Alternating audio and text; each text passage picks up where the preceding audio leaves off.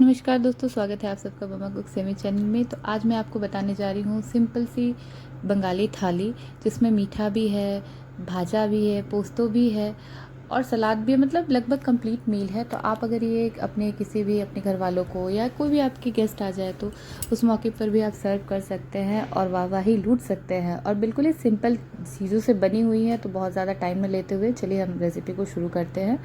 तो सबसे पहले हम बनाएंगे भुजिया। तो बैगन को इसके लिए लंबा लंबा काट लिया है। किसी भी तरह का बैगन हो, इसको आप गोल गोल भी काट सकते हैं। ठीक है, उसमें नमक, हल्दी और थोड़ा सा चीनी, हल्का सा उसको रब कर लिया है अच्छे से। आप देख सकते हैं इस तरह से मसाले मिला लिए हैं। और उसके बाद गरम तेल में हम इसे शैलो फ्राई कर लेंगे और बैगन बहुत कम ही टाइम में हो जाता है।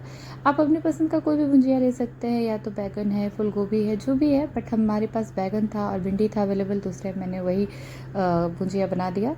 तो देखिए इसे ढक ढक करके सिम में पकाया और बहुत ही अच्छा लगता है। बहुत ही क्विकली बन जाती है ये थाली और बहुत ही सिंपल है।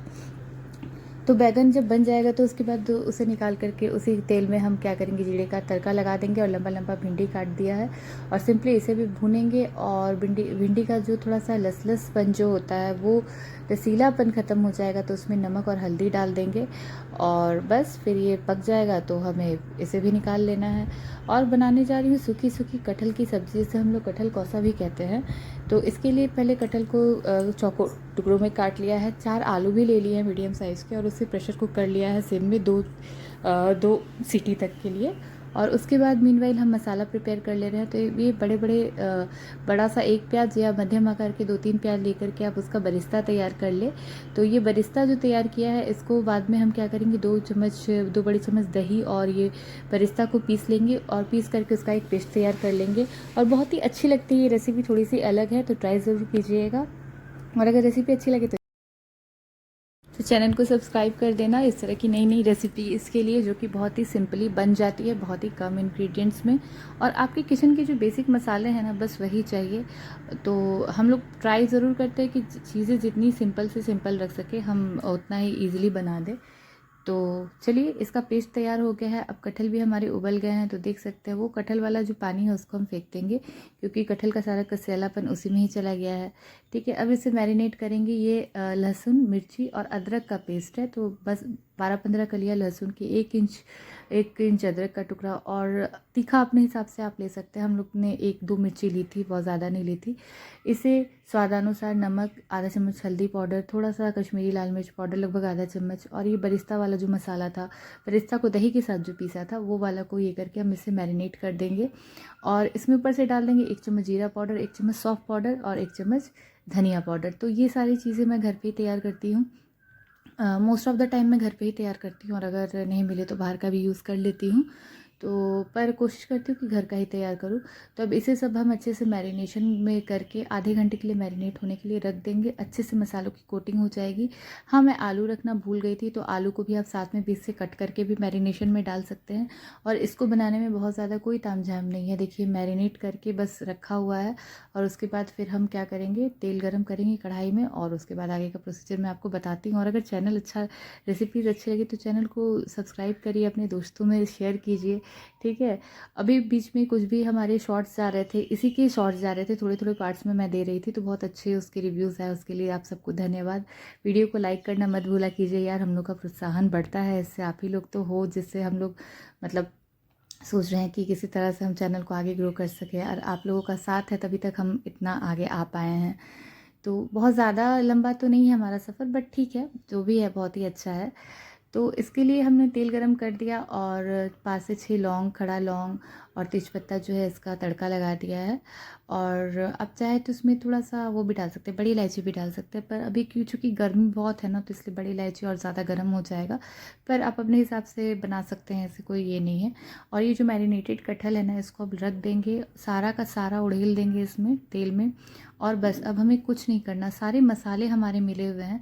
अब बस हमें इन्हें बस भूनने देना। और ये पकने में बहुत ज़्यादा टाइम नहीं लगेगा, क्योंकि हमने कटहल को बॉईल कर ही रखा है, तो बहुत जल्दी ही बन जाएगा। बहुत कम टाइम में आपकी ये थाली बन के तैयार होगी। तो आप लोग देखना और बनाना ज़रूर अपने ये से, और मुझे कमेंट में बताना कि कैसी लगी थी। ठीक है, ये ट्राई ज़रूर करना, ऐसे तो बैठे-बैठे तो पता नहीं चल पाएगा ना। तो ये कटहल पकेगा, उसके साथ हम मेनवाइल हम और भी तैयारी कर रही थी, मैं साथ ही साथ बहुत सारी चीज़ें चल रही थी। तो कटहल को पकने में ज़्यादा टाइम नहीं लगेगा, कटहल जैसे ही मतलब बीच-बीच में चलाते रहे, मुझे लगता है 15 से 20 मिनट में ये कटहल की सब्ज़ी बन गई थी। क्योंकि मसालों को भूनने में जितना टाइम लगेगा आपका बस उतना ही है, उससे ज़्यादा आपको कुछ नहीं करना है इसमें। और थोड़ा-सा ये जो मैंने मसालों का पानी है वो भी डाल दीजिए, तो अच्छा लटपट-लटपट बनता है। तो आप इसे जिस तरह से भी चाहे रख सकते हैं, सूखा रख सकते हैं या फिर थोड़ा-सा हल्का-हल्का ग्रेवी रख सकते हैं इसमें। अगर चावल के साथ खाना है तो ग्रेवी कर सकते हैं, बट हमने दाल भी बनाई थी तो हमने ये सूखा-सूखा ही बनाया था, अच्छा लग रहा था। तो ट्राई ज़रूर कीजिएगा और मुझे बताइएगा ज़रूर कि कैसी लगी, ठीक है? तो इसे बीच-बीच में चलाने के बाद देखिए एकदम सूखा-सूखा कटहल मसाला या कटहल कौसा जो है वो बन के तैयार हो गया। अब हम बनाने जा रहे हैं अपना जीरा राइस, जिसके लिए हमने चावल बना लिया है हांडी में। और हम रिफ़ाइन का तेल ले लेंगे, थोड़ा ज़्यादा ही देख रहे हैं। 2 से 3 बड़े चम्मच रिफ़ाइन का तेल ले लिया है। इसमें हम तड़का लगाएंगे तेज़पत्ता और जीरा का। और इसमें आप शाही जीरा भी यूज़ कर सकते हैं, बट मेरे पास था नहीं तो उसमें कुछ कर नहीं सकती मैं। तो ये जो पके हुए चावल है उनको ठंडा कर लेंगे हम, और उसके बाद ये जब तड़क जाएगा ना ये तड़का, उसके बाद हम चावल डाल के अच्छे से फ्राई कर लेंगे। ये जो जीरा है ये थोड़ा सा काला हो जाएगा, मतलब पक जाएगा, तो आप उसमें चावल डाल दें। और शाही जीरा भी ऐड कर सकते हैं अगर आपके पास है तो, वैसे हमारे पास था नहीं तो हमने थोड़ा सा कम में ही चला दिया, एडजस्टमेंट कर दिया। भाई गृहिणी लोग तो एडजस्ट कर करके ही संसार चलाती है ना, तो हमारी भी सेम वही कहानी है, जो सबकी कहानी है। तो अब इसके बाद हम जो हमारे पके हुए चावल थे जिसे हमने ठंडा करके रखा हुआ था उसे धीरे धीरे धीरे धीरे डालेंगे। और यहाँ पर एक गलती क्या हो गई थी, मैंने बहुत सारा चावल एक साथ डाल दिया था तो गिर गया था, तो आप ये गलती मत करें, धीरे धीरे ही डालें, एक प्लेट में निकाल ले बेटर होगा, तो उससे आप जलेंगे भी नहीं और मतलब अच्छे से हो जाएगा। ये देखिए चावल गिर गया, तो इसे बस धीरे धीरे चलाते भी रहें और उसके बाद मिक्स करते रहें। एक बार में ज़्यादा डाल देने से क्या होगा ना, मिक्स करने में प्रॉब्लम हो जाएगी। और ये जो चावल का देख रहे हो आप, घर का वही चावल जो हम लोग यूज़ करते हैं ना वो ले सकते हैं, या बासमती राइस भी आप ले सकते हैं। तो देखिए तेज़पत्ता भी गिर गया था, तो क्योंकि मैंने थोड़ा सा ज़्यादा डाल दिया था तो इसीलिए हो गया था। और एक साथ ये कैमरा सेट करके खाना बनाना ना बहुत ही मुश्किल काम है, बट फिर भी हम लोग ट्राई कर रहे हैं, अपना बेस्ट ट्राई कर रहे हैं। तो अपना प्यार और सपोर्ट बिल्कुल बनाए रखिएगा इसी तरह से, और ज़्यादा से ज़्यादा इस रेसिपी को शेयर कीजिएगा, तो हमारे सब्सक्राइबर भी बढ़ेंगे और हमें अच्छा भी लगेगा कि हमारी मेहनत जो है वो रंग ला रही है। तो तैयार है हमारा जीरा राइस। लास्ट में हम इसे धनिया से गार्निश कर देंगे। आप चाहे तो थोड़ा सा इसमें जब तड़का लगा रहे हैं ना तो सूखी मेथी भी डाल सकते हैं, तो वो भी कसूरी मेथी जो होती है उसे भी डाल सकते हैं, उसका भी तड़का लगा सकते हैं, वो उससे भी बहुत अच्छा इफेक्ट आता है। तो मैंने यहाँ फ़िलहाल यूज़ नहीं किया है, बट मैं एज़ इट इज़ इसको सिंपल रखना चाह रही थी। अब सब कुछ बन गया है तो फिर हमारे मीठे में क्यों मीठा क्यों नहीं बनना है भाई, मीठा तो बनेगा। अब हम बंगालियों के बारे में एक बहुत ज़्यादा मतलब कहावत प्रचलित है, वो मछली और मीठे के बिना नहीं रह सकते। और सही ऐसा होता भी है, मैंने देखा है। मैं तो, मुझे उतनी क्रेविंग्स नहीं थी, बट अभी रिसेंटली कुछ दिनों में मुझे मीठा खाने की बहुत क्रेविंग्स जग गई है। जैसे मैं जलेबी, हलवा, ये सब मैं मतलब बहुत ज़्यादा खाने लगी हूँ। तो वेट कम ना कर पाने का एक रीज़न ये भी है कि हम मीठे की क्रेविंग्स को ही कंट्रोल नहीं कर पाते, या खाने की ही क्रेविंग्स को कंट्रोल नहीं कर पाते। तो यहाँ कढ़ाई गरम करने के लिए बैठा दिया है। अब कढ़ाई थोड़ा सा हल्का सा गरम होगा तो इसमें हम डालेंगे भर भर के घी। तो ये घी जो है ना 1 चम्मच दिख रही है, बट एक्चुअली ये है 2 से 3 बड़े चम्मच, क्योंकि जमी हुई है ना, तो फिर आपको लग रहा होगा तो थोड़ा ज़्यादा ही है घी, क्योंकि हलवा अब हम बनाएंगे तो बिल्कुल घी में ही बनाएंगे। ये है ये जो हलवा है ना, ये मैंने अयोध्या में खाया था। जब हम श्री राम मंदिर में दर्शन करने के लिए गए थे तो वहाँ पर एक जगह हमने खाया था ये हलवा। तो ये बहुत ही अच्छा था और मुझे लगा, मैंने पूछी थी रेसिपी, जो भैया बना रहे थे तो उनसे, उन्होंने मुझे बताया था इसे राम हलवा कहते हैं। और आप मतलब इस तरह से बना सकते हैं। तो सबसे पहले घी गरम करके, आपका देखिए 1 करछुल के करीब घी मैंने गरम किया है, आप देख ही सकते हैं, क्योंकि पूरा घी का लेयर ऊपर उठा हुआ है। और उसके बाद अपनी पसंद के ड्राई फ्रूट्स डाल दीजिए। मैंने यहाँ यूज़ किया है काजू, बादाम और पिस्ता यूज़ किया है। आप अपने पसंद के और भी ड्राई फ्रूट्स वगैरह, वॉलनट वगैरह भी आप डाल सकते हैं। इन्हें क्या करना है, इन्हें भूनना है अच्छे से, ठीक है। और भूनेंगे, और उसके बाद हलवा को तो आप देखा था, सूजी को हमने दूध में भिंगा करके रखा हुआ है।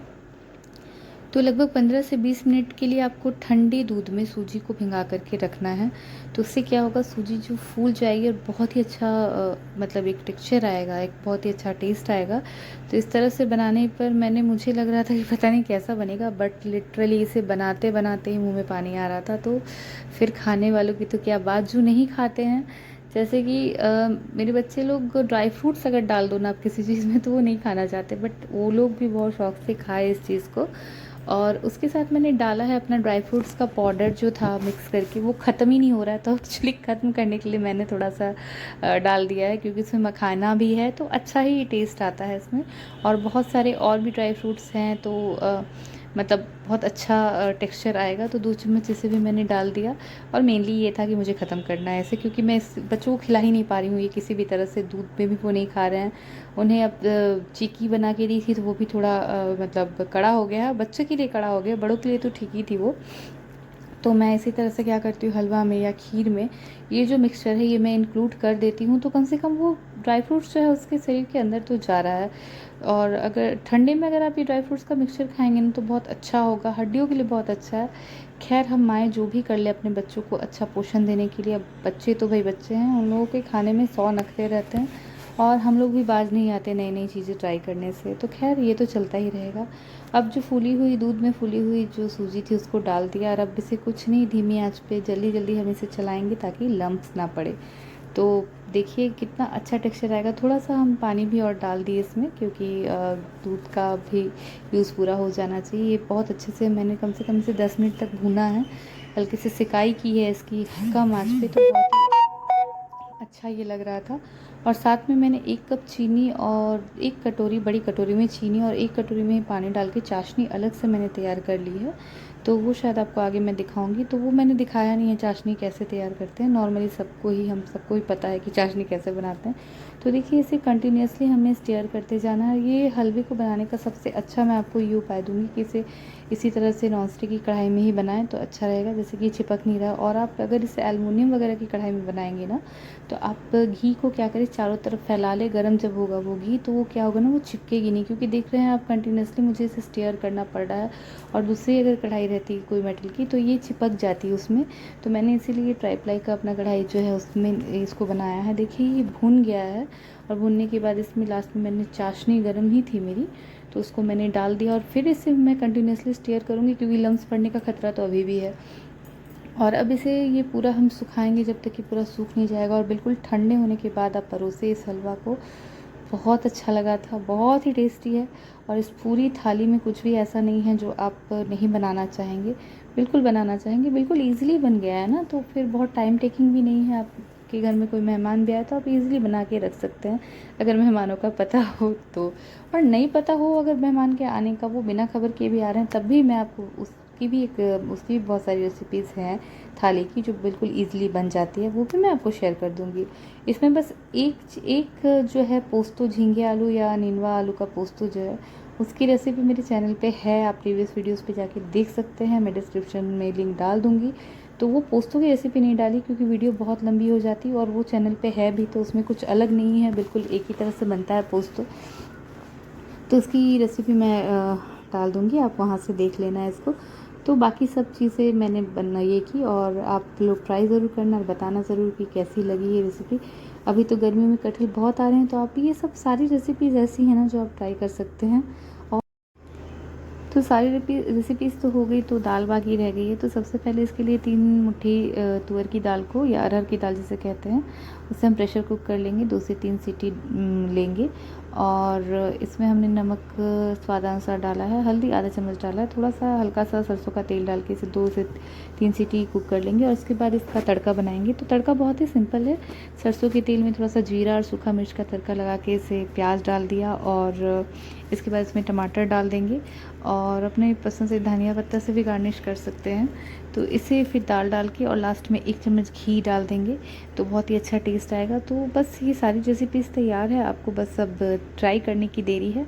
तो ट्राई करके मुझे कमेंट में बताइएगा ज़रूर। फिर मिलूँगी एक नई रेसिपी के साथ, तब तक के लिए अपने परिवार वालों का ध्यान रखिए। राधे राधे जी, और इन्जॉय कीजिए थाली, और कमेंट में बताइएगा ज़रूर। कुछ सलाद से भी गार्निश कर सकते हैं, खीरा और नींबू सब नहीं किया, आप अपने पसंद की चीज़ से कर सकते हैं।